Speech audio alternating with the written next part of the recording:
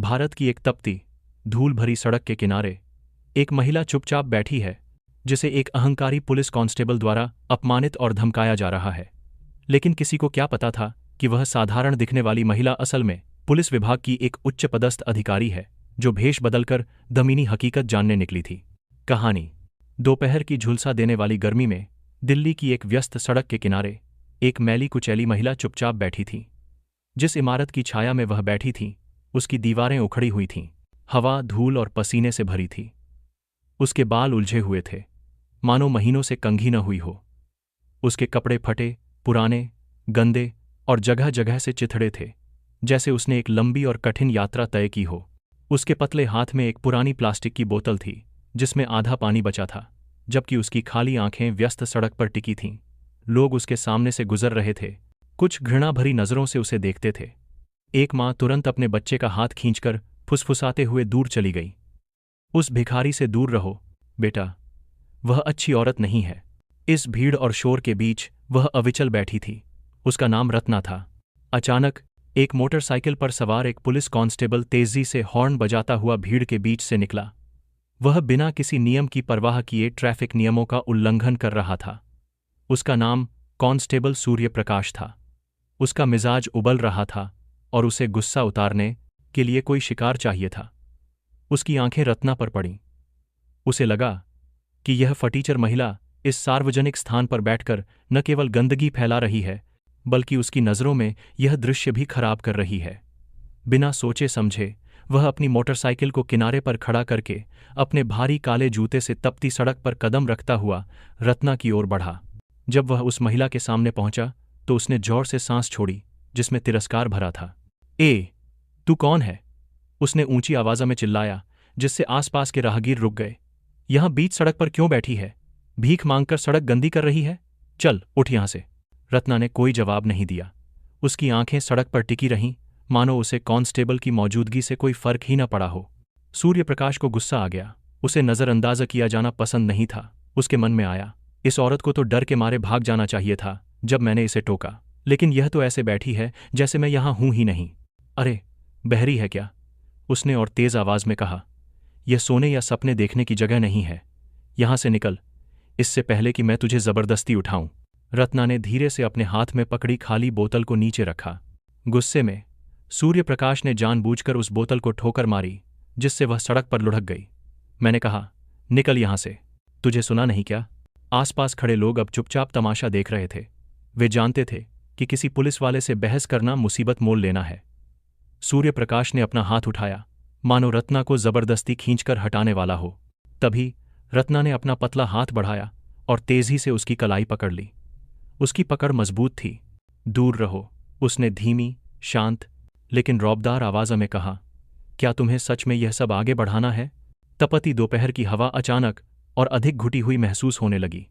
सूर्यप्रकाश एक पल के लिए ठिठका। कुछ तो अजीब था इस मैले कुचैले कपड़े वाली महिला के बोलने का लहजा। उसकी आवाज़ शांत थी, लेकिन उसमें एक दबाव था। उसकी आंखें, जो पहले थकी हुई और खाली लग रही थीं, अब तेज हो गई थीं, मानो वह सवाल पूछने वाला नहीं बल्कि खुद पूछताछ करने वाला हो। लेकिन सूर्यप्रकाश का अहंकार झुकने को तैयार नहीं था। उसने जोर से अपना हाथ छुड़ाया और गुस्से से नाक फुलाकर सांस छोड़ी। हाँ, बड़ी हेकड़ी है, भीख मांगने वाली, सड़क पर बैठी है और मुझे ही धमकी दे रही है। कुछ लोग जो यह सब देख रहे थे फुसफुसाने लगे। उन्हें लगा कि इस तथाकथित भिखारी में कुछ तो अलग है। वह अब कमजोर और हार मानने वाली नहीं लग रही थी।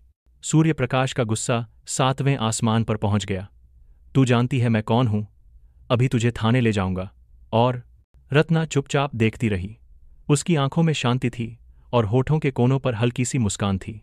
अरे, दिखा अपना आधार कार्ड या पहचान पत्र, वरना। कांस्टेबल हंसा, अपनी धमकी पर खुश होते हुए। उसे यकीन था कि यह औरत अब गिड़गिड़ाएगी। तुमने अभी एक बहुत बड़ी गलती कर दी है, रत्ना ने पुलिसकर्मी के कान में लगभग फुसफुसाते हुए कहा। सूर्यप्रकाश ने आंखें सिकोड़ीं। ओह, और तू क्या करेगी? शिकायत करेगी? उसने मजाक उड़ाया। लेकिन इससे पहले कि वह और कुछ कह पाता, रत्ना ने अपने मैले कुचैले कपड़ों के अंदर से कुछ निकाला। यह एक पहचान पत्र था, जो प्लास्टिक में लिपटा हुआ था और धूल पसीने से गंदा हो चुका था, लेकिन उस पर लिखावट साफ पढ़ी जा सकती थी। उसने उसे अपनी छाती के पास उठाया और शांत भाव से सूर्य प्रकाश के चेहरे के सामने कर दिया। जब कांस्टेबल की नज़र उस कार्ड पर लिखी बातों पर पड़ी तो उसका आत्मविश्वास से भरा चेहरा अचानक सफ़ेद पड़ गया। उसके गालों की लाली गायब हो गई, उसकी मुट्ठियां जो गुस्से से तनी हुई थीं ढीली पड़ गईं, उसके होंठ थोड़े खुले, लेकिन कोई आवाज़ नहीं निकली।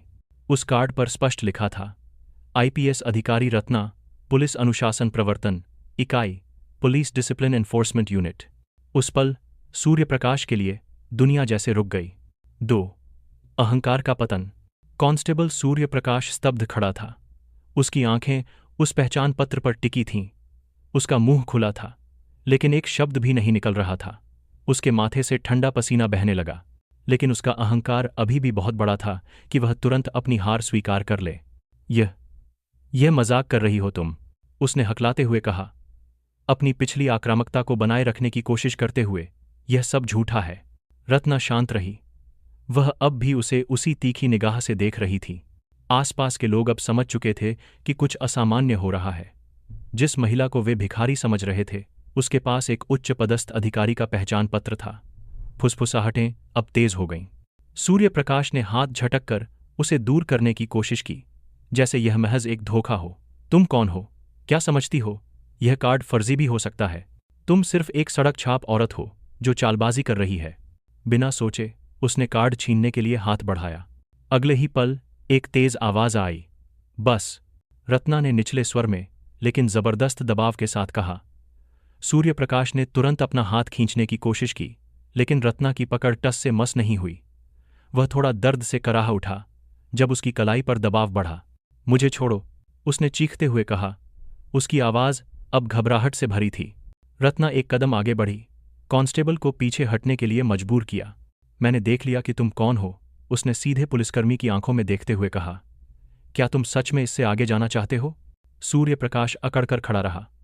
उसकी आंखें अभी भी उस महिला पर टिकी थीं जो अब सीधी खड़ी थीं, और उस मैले कुचैले भिखारी से बहुत अलग लग रही थीं जिसे उसने कुछ मिनट पहले अपमानित किया था। पूरा माहौल बदल चुका था। रत्ना अब मनमानी करने वाली भिखारी नहीं, बल्कि एक रौबदार नेता की तरह लग रही थी, जो पुलिस विभाग की पदानुक्रम में उससे कहीं ऊपर थी। हालांकि उसका अहंकार अभी भी संघर्ष कर रहा था। उसने इस स्थिति पर हंसने की कोशिश की, हालांकि उसकी हंसी लड़खड़ाती हुई निकली। हाँ, तुम कौन हो? मुझे डराने की कोशिश कर रही हो? उसने चारों ओर देखा, महसूस किया कि अधिक से अधिक लोग उन्हें देख रहे हैं। अगर वह अब पीछे हटता तो एक पुलिसकर्मी के रूप में उसकी प्रतिष्ठा धूल में मिल जाती। इसलिए उसने एक जोरदार हरकत के साथ सीधे रत्ना के चेहरे की ओर उंगली उठाई। सुनो, मैं यहां कानून व्यवस्था बनाए रखने के लिए तैनात हूं। अगर तुम बस। वह एक ही शब्द रत्ना के मुंह से निकला, लेकिन उसका असर सूर्य प्रकाश के सीने पर हथौड़े की तरह पड़ा। उसकी आवाज़ तुरंत रुक गई। रत्ना न चिल्लाई न गुस्सा हुई, लेकिन उसकी आवाज़ में ऐसा अधिकार था जिसे नकारा नहीं जा सकता था। तभी रत्ना ने अपने कुर्ते की जेब से कुछ और निकाला। इस बार यह सिर्फ पहचान पत्र नहीं था। उसने अपनी छाती के सामने उठाया। आसपास खड़े लोग भी अब इसे साफ देख सकते थे। पुलिस का एक चमकदार मेटल बैज, अशोक चक्र के साथ, जो उसके उच्च पद को दर्शाता था। रत्ना ने एक कदम आगे बढ़ाया, कांस्टेबल के और करीब आ गई, जो अब अपनी घबराहट को छुपा नहीं पा रहा था। तुमने पूछा, मैं कौन हूं? मैं हूं आईपीएस अधिकारी रत्ना, पुलिस अनुशासन प्रवर्तन इकाई से। सूर्य प्रकाश ने सिर झुका लिया। वह चारों ओर घबराकर देखने लगा। सड़क पर खड़े रेहड़ी पटरी वाले, राहगीर और सभी दर्शक जो शुरू से इस घटना को देख रहे थे, अब अपनी जीत का मजा ले रहे थे। रत्ना अभी भी उसके सामने अटल खड़ी थी। वह इंतजार कर रही थी उसकी ओर से किसी बचाव का नहीं, क्योंकि वह जानती थी कि उसके पास कोई बहाना नहीं बचा था। वह सिर्फ एक चीज का इंतजार कर रही थी, गलती की स्वीकारोक्ति। और तभी सूर्य प्रकाश टूट गया। उस तपती धूप में उसके माथे पर पसीना आ रहा था और वह थकान से हाँफ रहा था, मानो कोई दौड़ पूरी की हो। उसे पता था वह हार चुका है। मैडम, उसने लड़खड़ाते हुए कहा, मैंने गलती कर दी, लेकिन मैं तो बस अपना फर्ज निभा रहा था। रत्ना ने आंखों में देखते हुए पूछा, फर्ज? किसी बेकसूर नागरिक को चिल्लाना और धमकाना भी तुम्हारे फर्ज में आता है? इस देश की सेवा करना भी क्या तुम्हारे वर्दी का हिस्सा है? सूर्य प्रकाश के पास कोई जवाब नहीं था। उसका हर काम शुरू से ही उसकी नीचता का सबूत था। वह थोड़ा पीछे हटा। वह अब सड़क पर बैठी एक साधारण महिला का सामना नहीं कर रहा था, बल्कि उससे कहीं ऊंचे अधिकार वाली एक शख्सियत का सामना कर रहा था, जो पल भर में उसका करियर तबाह कर सकती थी। सूर्यप्रकाश, रत्ना ने उसका नाम पूरी दृढ़ता से लिया। तुम जानते हो सत्ता का दुरुपयोग करने वाले पुलिसकर्मियों का क्या होता है? सूर्यप्रकाश जवाब नहीं दे सका। वह जानता था। इस बार वह डर से कांप उठा। उसका चेहरा, जो पहले गुस्से से लाल था, अब सजा के डर से पीला पड़ गया था। मैडम, कृपया, उसने फुसफुसाया। चुप रहो, रत्ना ने हस्तक्षेप किया। मैं नहीं चाहती कि तुम मेरी बातों को फिर से न सुनने का नाटक करो। मैं तुम्हें साफ साफ बताऊंगी। रत्ना ने एक गहरी सांस ली और अपनी बात शुरू की, जिसे हर कोई साफ सुन सकता था। मैं हूं आईपीएस अधिकारी रत्ना, पुलिस अनुशासन प्रवर्तन इकाई से। मुझे तुम्हारी यूनिट के नैतिक आचरण का आकलन करने के लिए भेजा गया था। सूर्यप्रकाश की आंखें बड़ी हो गईं। यह संभव नहीं है, उसने लड़खड़ाते हुए कहा। मुझे नहीं पता था। हाँ, तुम्हें नहीं पता था, रत्ना ने तुरंत जवाब दिया, क्योंकि तुम अपने अधिकार के नशे में इतने चूर थे कि तुम यह देखने की जहमत भी नहीं उठाते कि तुम किसे धमका रहे हो। मैडम, मेरी मंशा नहीं थी, वह गिड़गिड़ाया। वह अपनी बात को सही ठहराना चाहता था, कोई बहाना ढूंढना चाहता था, लेकिन उसे पता था कि कोई भी शब्द उसे बचा नहीं पाएगा। वह उस सच्चाई के सामने निहत्था खड़ा था जिसे उसने खुद अपनी हरकतों से जन्म दिया था। यह मेरे बारे में नहीं है, रत्ना ने कहा। यह इसलिए नहीं है कि मैं तुम्हारी बॉस हूं। अगर मैं सच में एक भिखारी होती, तब भी तुमने जो किया वह गलत होता। भीड़ अब और घनी हो गई थी। कुछ लोग अपने फोन से वीडियो बना रहे थे। यह दृश्य उनके लिए बहुत संतुष्टिदायक था। एक अहंकारी पुलिसकर्मी को उसकी जगह दिखाई जा रही थी। सूर्यप्रकाश ने घबराकर अपने चेहरे से चिपकी धूल पोंछी। भीड़ की बढ़ती संख्या ने स्थिति को और असहनीय बना दिया था। वह जानता था कि यह वीडियो जल्द ही वायरल होगा और वह एक बदनाम पुलिसकर्मी के रूप में याद किया जाएगा जिसने एक बेकसूर को परेशान किया था। रत्ना अभी भी अटल खड़ी थी, उसकी आंखें सीधे कांस्टेबल पर टिकी थीं। तो सूर्यप्रकाश, उसने अपनी आवाज में कोई भाव लाए बिना कहा, अब तुम क्या करोगे? सूर्यप्रकाश ने अपना सिर झुका लिया। उसकी आवाज कांप रही थी जब उसने फिर से बोलने की कोशिश की। माफ कर दीजिए मैडम, मुझे नहीं पता था कि आप। मुझे कोई मैडम नहीं चाहिए, रत्ना ने तुरंत टोक दिया। उसकी आवाज शांत थी, लेकिन तलवार की धार जैसी तेज थी।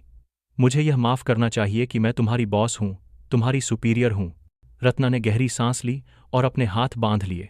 जरा सोचो, तुमने एक आम नागरिक को धमकाया। यह दिखाता है कि तुम जैसे कई पुलिसकर्मी अपनी शक्ति का गलत इस्तेमाल करते हैं। सूर्यप्रकाश ने चारों ओर देखा। दर्जनों आंखें उसे घूर रही थीं। वे उसे सम्मान से नहीं, बल्कि तिरस्कार से देख रहे थे। उसने इस स्थिति पर से अपना नियंत्रण खो दिया था। उसने बेचैनी से अपनी जेब में हाथ डाला, शायद किसी को मदद के लिए फोन करना चाहता था, लेकिन किस लिए? उसने जो किया वह एक अटल तथ्य था। अंत में वह ढह गया। वह पूरी तरह से शक्तिहीन और असहाय था। कांस्टेबल सूर्यप्रकाश मूर्तिवत खड़ा था। उसका चेहरा डर और शर्म से भरा था। रत्ना उसे देखती रही, यह आकलन करते हुए कि क्या इस व्यक्ति में अभी भी खुद का बचाव करने की थोड़ी सी हिम्मत बाकी है। लेकिन उसे जवाब मिल चुका था। सूर्यप्रकाश हार चुका था। दोपहर का आसमान और भी तप रहा था, लेकिन सड़क का माहौल किसी कोर्टरूम जैसा था। सभी आंखें उन पर थीं। रत्ना ने एक लंबी सांस ली, फिर अंत में एक कदम आगे बढ़ी। अपने कंधे से यह वर्दी उतारो, उसने धीरे से कहा। सूर्यप्रकाश कांप उठा। मैडम, कृपया ऐसा मत कीजिए, मैं समझा सकता हूं। उसकी आवाज लगभग रुलाई में बदल गई। गलतफहमी? रत्ना ने अपनी भौहें चढ़ाईं। क्या तुमने एक बेकसूर नागरिक को धमकाया नहीं? क्या तुमने उस व्यक्ति पर चिल्लाकर उसे जाने के लिए मजबूर नहीं किया, जिसके बारे में तुम्हें पता भी नहीं था कि वह कौन है? सूर्यप्रकाश ने अपनी वर्दी पर हाथ फेरा। उसकी आंखें कांप उठीं। उसने धीरे से अपने हरे रंग के रिफ्लेक्टिव जैकेट को उतारा। उसने दोनों हाथों से उसे पकड़ा, फिर आखिरकार उसे रत्ना को सौंप दिया। उसके हाथ अभी भी कांप रहे थे, मानो उसने अपने शरीर का एक हिस्सा खो दिया हो। रत्ना ने जैकेट को शांति से लिया और उसे पास खड़े एक और पुलिसकर्मी को सौंप दिया, जो उससे कम अनुभवी लेकिन ज्यादा अनुशासित लग रहा था। मैडम, कृपया मुझे एक मौका दें, सूर्यप्रकाश गिड़गिड़ाया। मैं बदल जाऊंगा। मैं यह गलती दोबारा नहीं करूंगा। बहुत देर हो चुकी है, सूर्यप्रकाश, रत्ना ने जवाब दिया। कितनी बार तुमने उन लोगों से मौका छीना होगा जिन्हें तुमने सताया। सूर्य प्रकाश ने अपना सिर झुका लिया। उसकी आंखों में अब सच्ची पछतावा झलक रहा था। उसे लगा जैसे उसका शरीर अब उसका नहीं रहा। वह बस एक हार चुका आदमी था। शर्मिंदगी से भरा, वह अंत में पलट गया और सिर झुकाए हुए दूर चला गया। उसके कदम, जो कभी एक अधिकारी की तरह मजबूत थे, अब किसी ऐसे व्यक्ति के थे जिसने अपनी गरिमा खो दी हो। उसने पीछे मुड़कर नहीं देखा, क्योंकि वह उस हजारों आंखों का सामना नहीं करना चाहता था जिन्होंने उसे गिरते हुए देखा था। उसके पीछे रत्ना अटल खड़ी रही। उसने अपने मैले कुचैले कपड़ों को एक बार फिर से व्यवस्थित किया। उसका चेहरा अब केवल दृढ़ता से भरा नहीं था, बल्कि उसमें एक गहरा संकल्प भी था। यह सिर्फ एक आदमी का मामला नहीं है, उसने पास खड़े पुलिसकर्मी को धीमी आवाज में कहा। यह सभी के लिए एक सबक है, हर उस व्यक्ति के लिए जिसे आईने में देखकर देखना चाहिए कि वह असल में कौन है। और मजबूत कदमों के साथ उसने अपना मिशन जारी रखा, क्योंकि न्याय अपने आप स्थापित नहीं होता, उसे लड़कर हासिल करना पड़ता है।